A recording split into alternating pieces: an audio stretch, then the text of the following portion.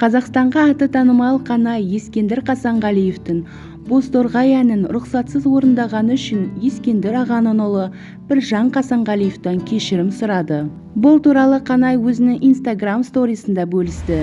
Айқай-шу болып кеткен Бозторғайдың бүгін нүктесі қойылды. Біржан ағамның алдына барып кешірім сұрадым. Халықтың алдынан тоже кешірім сұрайын. Біржан аға, кешіріп қойыңыз, рұқсатсыз сіздің әніңізді орындағаныма. Ал бұл кешірімді қабыл алғаны туралы Біржан Қасанғалиев Қанай інісіне арнап Инстаграмда жазба қалдырды. Қанай ініммен және оның продюсері Асхатпен өте жақсы кездесулер өткіздік. Жігіттер бәрін түсінді, қателіктерін мойындады. Мен оларға ризамын. Ағасы ретінде Қанай інімнің әншілік өнеріне сәттілік, үлкен биіктерге жетуіне тіледім. Талантты жастар өсе берсін, жете берсін, біз тілекшіміз.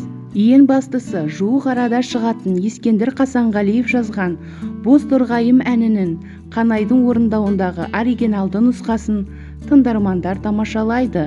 Асыға күтеміз. Еліміз аман, жұртымыз тыныш болсын, деді Біржан Қасанғалиев. Ал оқырмандар Біржан Қасанғалиев пен Қанайдың ортақ дұрыс шешімге келгенін қолдауда. Егер видео ұнаса, лайк басып, видео астына өзіңіздің пікіріңізді жазуды ұмытпаңыз. Видеоны ұсынған ASKZ каналы.